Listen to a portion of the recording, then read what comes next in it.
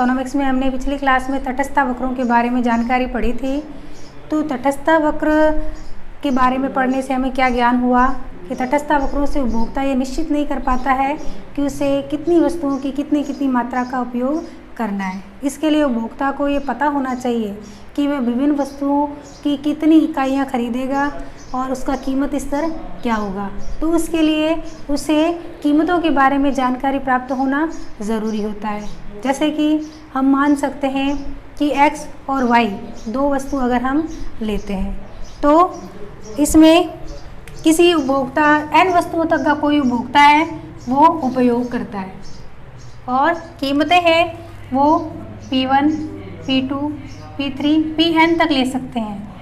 और उपभोक्ता की आय है उसको हम M से स्पष्ट कर सकते हैं। उपभोक्ता की आय है उसे हम M से स्पष्ट कर सकते हैं। वस्तुएं N है और कीमतें हैं वो आपके सामने P1, P2 इकाइयों के अनुसार कीमतें दी हुई है।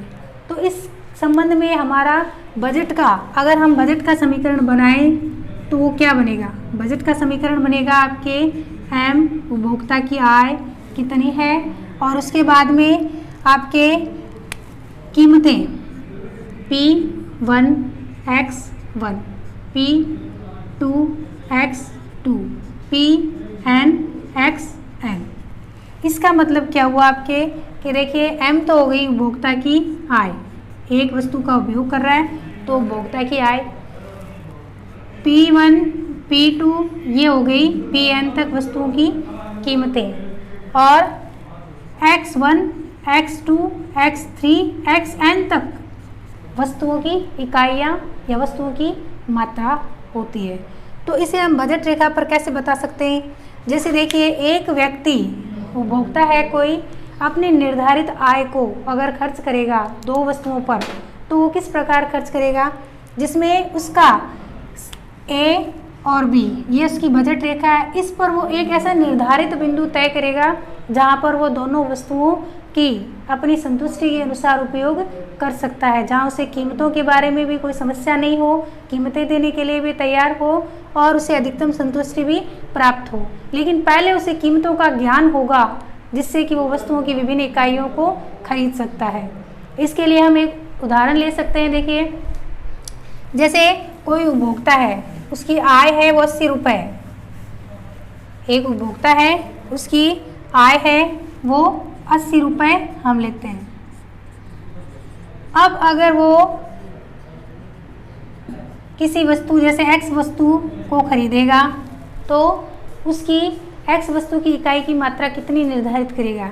x वस्तु की वो जैसे 80 पर वो एक इकाई अगर खरीदेगा तो देखिए 2 रुपये प्रति इकाई के खरीदेगा तो x वस्तु की तो वो 40 इकाइयाँ खरीद सकता है। वस्तु की इकाई कीमत पर निर्भर कर रही है।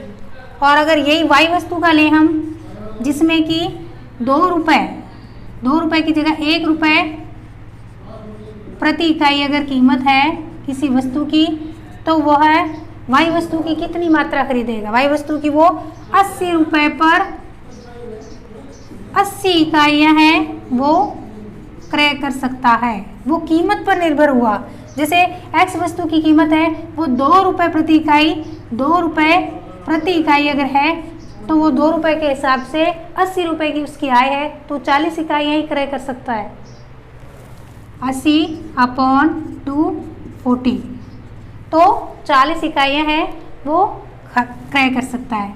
उसके बाद अगर y वस्तु की कीमत 1 रुपये है तो वो प्रति इकाई वस्तु की मात्रा है वो 80 इकाई क्रय कर सकता है। लेकिन इन दोनों ही स्थितियों में उपभोक्ता को वस्तुओं की कीमतों के बारे में ज्ञान था। अगर हम बजट रेखा के हिसाब से संतुलन, उपभोक्ता के संतुलन की स्थिति को समझने का प्रयास करें तो देखिए उपभोक्ता का संतुलन कब होगा? उपभोक्ता का संतुलन होगा जब कोई भी व्यक्ति है वो किसी वस्तु को खरीद रहा है तो कोई भी एक ऐसा तटस्थ वक्र होगा, कोई भी ऐसा तटस्थ वक्र होगा जो कि बजट रेखा को स्पर्श करेगा। ठीक है, बजट रेखा को स्पर्श है वो करेगा। कोई भी ऐसा एक तटस्थ वक्र होगा जो बजट रेखा को स्पर्श करता हुआ निकलेगा। इस स्थिति में उपभोक्ता का संतुलन कहाँ पर होगा? जहाँ पर तटस्थ वक्र है, जिसे हम 3 लेते हैं, तटस्थ वक्र 3 ले लेते हैं हम। तीनों में से एक है वो तटस्थ वक्र को स्पर्श कर रहा है। ये है वो तटस्थ वक्र है, वो बजट रेखा को स्पर्श करता हुआ निकल रहा है। तो उपभोक्ता का संतुलन किस स्थिति में होगा? उपभोक्ता का संतुलन वहाँ होगा जहाँ पर तटस्थ वक्र है वो बजट रेखा को पूरी तरीके से स्पर्श कर रहा है। तो उपभोक्ता ये निर्धारित कर लेगा कि वो x वस्तु की इतनी मात्रा खरीदेगा और y वस्तु की है वो इतनी मात्रा खरीदेगा। जब उसे कीमतों के बारे में ज्ञान होगा, जब उसे किसी वस्तु की कीमतों के बारे में ज्ञान होगा तो वो उस दोनों ही वस्तुओं की इतनी मात्रा है वो खरीदेगा। अब इस पर हम देख सकते हैं कि तटस्थ वक्र है उसमें सीमांत जो प्रतिस्थापन की सीमांत दर है वो कीमतों के अनुपात के बराबर होनी चाहिए। प्रतिस्थापन की जो सीमांत दर है वो कीमतों के अनुपात के बराबर होनी चाहिए। दूसरा, तटस्थ वक्र है वो मूल बिंदु से उन्तोदर होना चाहिए, हमेशा गिरता हुआ ही होगा। तटस्थ वक्र है ऐसे कभी नहीं होगा जिसमें न तो इस वस्तु की मात्रा निर्धारित की जा सकती है न इस वस्तु की मात्रा निर्धारित की जा सकती है, कम ज़्यादा का पता नहीं चलेगा।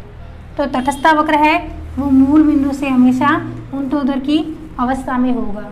न तो उपभोक्ता है वो इस बिंदु पर पूरी तरीके से संतुलन प्राप्त कर सकता है, क्योंकि अगर इस बिंदु पर करेगा तो इस वस्तु की y वस्तु की मात्रा तो ज़्यादा होगी, x वस्तु की मात्रा कम होगी। और अगर IC 1 वक्र पर स्पर्श करता है तो क्या होगा? फिर y वस्तु की मात्रा ज़्यादा, x वस्तु की मात्रा कम। लेकिन अगर बजट रेखा जिसमें हमें कीमतों के बारे में पूरी तरीके से पता है उसको स्पर्श करता हुआ कोई तटस्थ वक्र होगा तो वहाँ पर उपभोक्ता का संतुलन है वो स्पष्ट होगा, क्योंकि वहाँ पर दोनों वस्तुओं की दोनों मात्राएं हैं वो बराबर खरीदी जा सकती है और उपभोक्ता है वो संतुलन की स्थिति में हो सकता है। तो यह आपके आज बजट रेखा का ग्राफ बना के बताया है जिसमें कि आपको उपभोक्ता का संतुलन, उपभोक्ता किस प्रकार अधिकतम संतुष्टि प्राप्त कर सकता है उसके लिए निर्धारित तटस्थ वक्र की जानकारी दी है। जहाँ पर कीमतें पूरी तरीके से पहले से उपभोक्ता को पता होती है और वो अपने निर्धारित आय पर विभिन्न वस्तुओं की मात्रा है वो किस प्रकार खरीद सकता है उसका ज्ञान होता है, उसे बजट रेखा कहते हैं। ये आज आपके लास्ट टॉपिक था इस पार्ट का, इसके बाद में आपके नेक्स्ट पार्ट है।